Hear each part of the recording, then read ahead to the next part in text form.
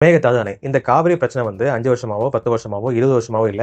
கிட்டத்தட்ட 125 வருஷமா இது நடந்துட்டு வருது. அதாவது 1892ல இருந்து மெட்ராஸ் அப்புறம் மைசூர் அந்த காலகட்டத்துல இருந்தே வந்து இந்த பிரச்சனை வந்து நடந்துட்டு வருது. கர்நாடகா வந்து என்ன சொல்றாங்க அப்படின்னா 67.16 டிஎம்சி கொள்ளளவு கொண்ட ஒரு டேம் வந்து கட்ட போறோம் அப்படின்னு சொல்லி அவங்க சொல்லிட்டு இருக்காங்க. நம்ம மேட்டூர் டேம் வந்து எவ்வளவு கெப்பாசிட்டி பாத்தீங்கன்னா 93.47 டிஎம்சி. இந்த டிஎம்சி அப்படி சொல்றாங்க பாத்தீங்கன்னா ஒரு டிஎம்சி வந்து எவ்வளவு லிட்டர்ஸ் ஆஃப் வாட்டர் அப்படின்னா 23.82 பில்லியன் லிட்டர்ஸ் ஆஃப் வாட்டர். அதாவது லட்சத்துல நீங்க பாத்தீங்கன்னா 2,83,168 லட்சம் லிட்டர்ஸ் ஆஃப் வாட்டர் ஒரு டிஎம்சிக்கு. ஸோ அப்படி பார்த்தீங்கன்னா ஒரு கர்நாடகா வந்து 67.16 டிஎம்சி கொள்ளளவு கொண்ட ஒரு டேமை வந்து ஒரு கட்டினாங்கன்னா எந்த அளவு தண்ணீரை வந்து மேட்டூர் டேமுக்கு வரக்கூடிய தண்ணீரை வந்து எந்த அளவுக்கு கட்டுப்படுத்த முடியும் அப்படின்னு சொல்லி நீங்க நினைச்சு பாருங்க. ஸோ அப்படி கட்டுப்படுத்தினா எந்த அளவுக்கு வந்து தமிழ்நாட்டில் விவசாயம் பாதிக்கப்படும் அப்படிங்களும் நீங்க நினைச்சு பாருங்க. கர்நாடக சைட்ல இருந்து அவங்க என்ன சொல்றாங்க அப்படின்னா பெங்களூருக்கு வந்து குடிநீர் வசதிக்காகவும் அப்புறம் வந்து நிறைய உபரிநீர் வந்து வேஸ்டா போறதுனாலும் அப்புறம் வந்து 400 மெகாவாட் மின்சாரம் வந்து ப்ரொடியூஸ் பண்ணதுக்காக அந்த டேம் கட்ட போறோம் அப்படின்னு சொல்றாங்க. 1934 இருந்து 2020-21 வருஷம் வரைக்கும் நீங்க எடுத்தீங்கன்னா கிட்டத்தட்ட 87 வருஷத்துல வெறும் 14 வருஷம் தான் 67.16 டிஎம்சி ஆஃப் வாட்டர் வந்து உபரி நீரா வெளியேற்றப்பட்டிருக்கு. அது மட்டும் இல்லாம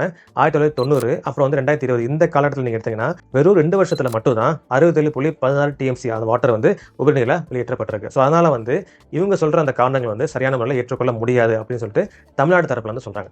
சரி, இந்த அணை கட்டுறதுனால வந்து எந்த அளவுக்கு பாதிப்பு தமிழ்நாட்டுக்கு இருக்கும்?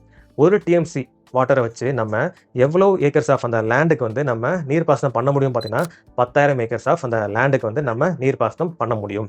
ஸோ அதனால 67.16 டிஎம்சி கெப்பாசிட்டி உள்ள ஒரு டேமை வந்து கர்நாடகா கட்டினாங்கன்னா தமிழ்நாட்டில் 6.17 லட்சம் ஏக்கர்ஸ் ஆஃப் அந்த லேண்டுக்கு வந்து நீர்ப்பாசனம் பண்ண முடியாமல் டைரக்டாகவே அதை வந்து டேமேஜ் பண்ணும், அதாவது பாதிப்பை ஏற்படுத்தும். அது மட்டும் இல்லாமல் ஏற்கனவே உச்சநீதிமன்றம் கொடுத்த தீர்ப்பின்படி 14.25 டிஎம்சி வந்து கம்மி பண்ணனால கடைமடையில் உள்ள அந்த விவசாய நிலம், கடைமடைனா கடைசியில் உள்ள விவசாய நிலம், அதாவது டேமுக்கு பக்கத்தில் இருக்க விவசாய நிலத்துக்கு வந்து ஈஸியாக தண்ணி கிடைச்சிடும். அதுவே ரொம்ப தூரத்தில் இருக்க அந்த விவசாய நிலத்துக்கு வந்து தண்ணி வந்து கிடைக்க கொஞ்சம் கஷ்டம் தானே. ஸோ இந்த 14.25 டிஎம்சி வந்து கம்மி பண்ணனால அந்த மாதிரி அதாவது தூரமாக இருக்க விவசாய நிலத்துக்கு வந்து இன்னுமே இப்போவே பாதிப்பு வந்து ஏற்பட்டு தான் இருக்கு.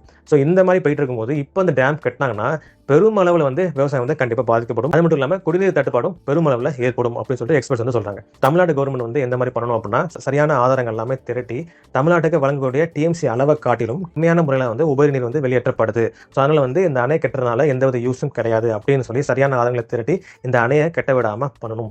அப்பயே இன்கேஸ் இந்த அணையை கெட்டுனா நிறைய பாதிப்பு, முக்கியமாக விவசாயிகளுக்கும் சரி குடிநீர் தட்டுப்பாடு ரொம்பவே ஏற்படும். ஸோ அது மட்டும் இல்லாமல் காவேரி அப்படிங்கிறது வந்து ஒரு பொதுப்படையான ஒரு சொத்து. இந்த ஸ்டேட் குள்ளது அப்புறம் வந்து இந்த ஸ்டேட் சொல்லி அப்படி சொந்தம் கொண்டாட முடியாது. இப்படி ஒவ்வொரு மாநிலத்தில் உள்ள தலைவர்கள் வந்து சரியான முறையில் புரிஞ்சுட்டாங்கன்னா இந்த அணையை கட்டாம அப்படியே விட்டுருவாங்க.